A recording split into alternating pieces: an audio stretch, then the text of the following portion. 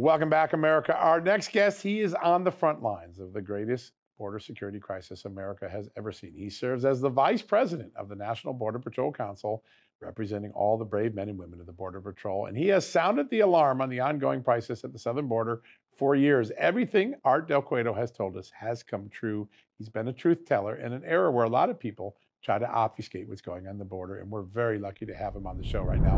Art, welcome back to the show.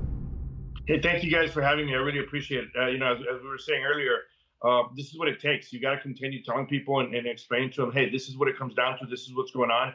Because unfortunately, as I've said, it's become kind of the norm, and people are accepting, hey, look, people are coming across illegally. They're getting released.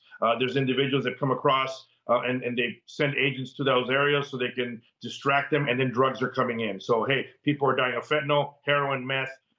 Guns are now going south is what they're saying. So and that's become the norm, and it's not the norm. It should not become the norm, and we cannot allow it to become the norm. And unfortunately, I think there's some politicians out there that have been waiting for that because they want it to become the norm. That way people say, oh, it's not a big deal. It's normal, but it's far from it. Yeah, let me zero in on two politicians, President Joe Biden and his Homeland Security Chief Secretary Mayorkas. Do you believe their goal is to normalize the lawlessness? I think not only has it been their goal, it's they want people to turn away from it. Don't look at it, don't ask, don't tell. It's kind of like their attitude. They've been saying it for quite some time. Hey, the border's secure, it's under control.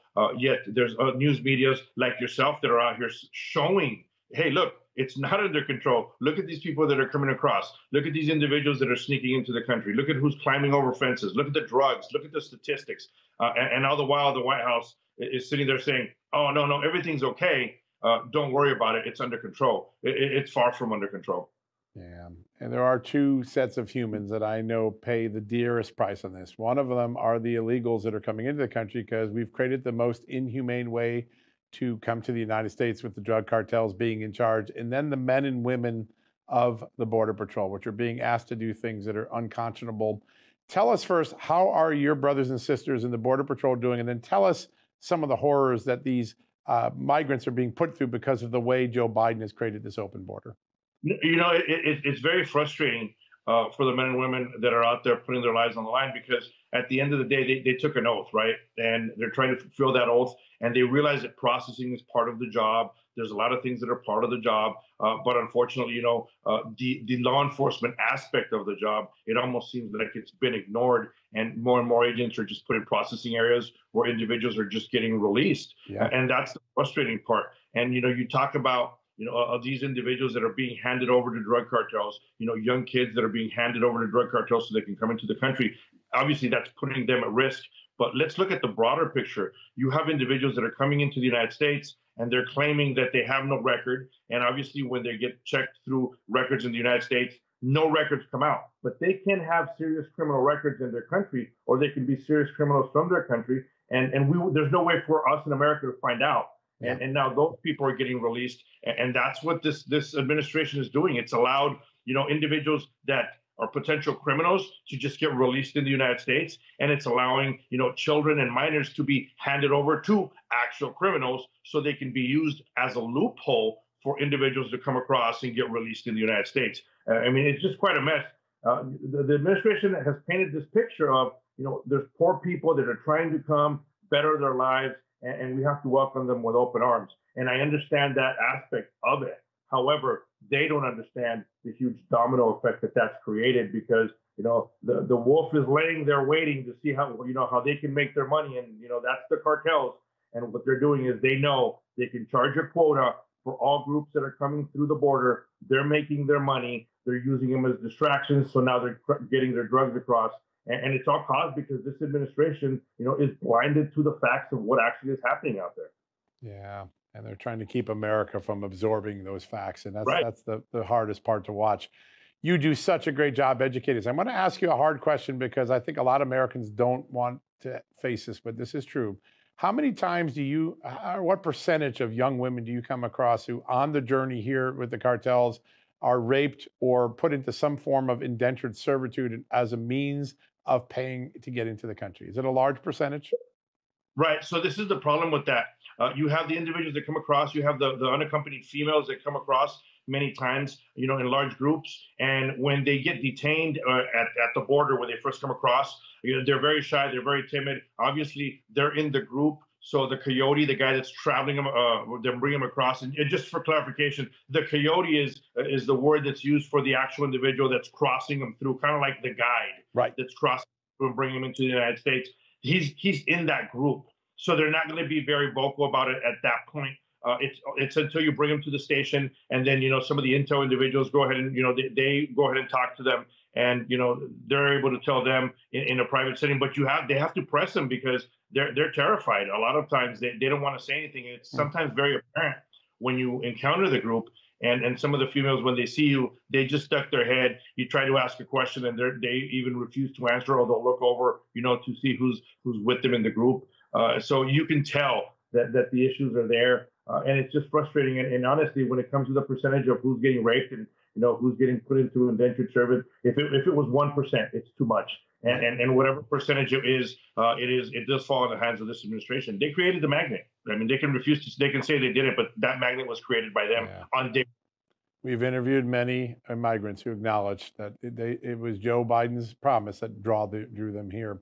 So I want to talk about two tools that have been taken away from the Border Patrol in recent months by the Biden administration. The Aeroflot balloons that give you the ability to track gotaways, and the DNA testing for children that don't look like they're part of a family and maybe part of a trafficking operation.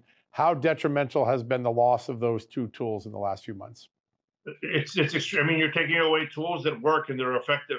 And a lot of it, they said, it's because of some of the money and the budget constraints. But when you look at the facilities that they have and the facilities that they're maintaining, where they're just bringing people in, catching them, and releasing them, when you look at, they're giving money to these NGOs to continue to further release people in the United States, that's money that it could have been utilized to protect our nation's borders, and it wasn't. And I'm talking in the millions, right? Right.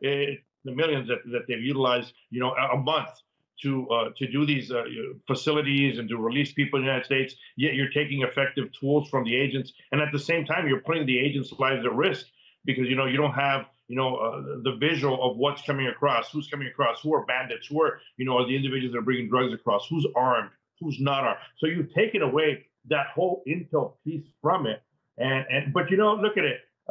I've been seeing this for quite some time. It's also a way for them to be able to say, hey, if no one's seeing people come across and get away, then maybe the gotaways aren't that bad. Because for a while, they weren't even talking about gotaways. The gotaways people started opening their eyes about that. Yeah. And now, if you don't have visual of the gotaways, I guess you can say, oh, the gotaways have gone down. It's just the way they fumble with the numbers. Yeah, they are playing a numbers game. I want to ask about two numbers that have caught the attention of intelligence experts around this country. A massive number of Chinese immigrants coming here illegally, crossing the border. They clearly got exit visas from their countries. That means their country's sending them here. And then the number of people that are flagged as having terrorist ties, both are going up at unprecedented numbers. How serious a problem do we have? Look, I think it's even more serious than what's reported. So if you have a large group of individuals that come from a country and they're all from the same country, say it's a country of interest, right, where we know that they have terroristic ties. And if you just get one or two individuals in that large group that hits the terrorist watch list, then they're all from the same country. They all traveled together. That whole trek of where they came from, all the way through South America, all the way through Mexico into the United States, that was basically they traveled together. So if you get a group or a couple in that group that are on the terrorist watch list, I think you have to be wary of everyone in that group. They all traveled together. You don't know, what influence they may have had, their intentions. And obviously, there's a lot of criminals out there that have just not gotten caught. Yep. So I think it's an eye opener, and we have to see something like that. Unfortunately, and I hate to be the doomsdayer, right? I'm just basically I'm a truth teller. I want to tell the truth. And unfortunately, I think it's something that could affect us many, many years from now. And I hope I'm wrong on that one. I really, truly hope I'm wrong. But we've released way too many individuals into the United States, knowing that they're not going to show up to their court date, first and foremost, that have hung around or they've been, in long journeys with individuals that obviously want to do harm to our country. Yeah. And China, any doubt that China is taking advantage of this moment? I think every country's taking advantage of this moment. All the criminal cartels are taking advantage. Terrorist factions can be taking care of it because they realize all they got to do is come into the United States, ask for asylum. The system is so overwhelmed, they'll get turned over to some of these, humanitarian groups that will then release them into the United States. They know right now is a free ticket. Claim asylum. You don't have a record in the U.S. You will get released regardless of your criminal intent in another country. Yeah. Art Del Cueto, we owe you and all of your colleagues in the Border Patrol an enormous debt of gratitude. You're working under almost impossible circumstances. You still get the job done every day, and you're helping us get the truth in an era where a lot of people are trying to hide what's going on. We are so grateful for you and every one of your colleagues.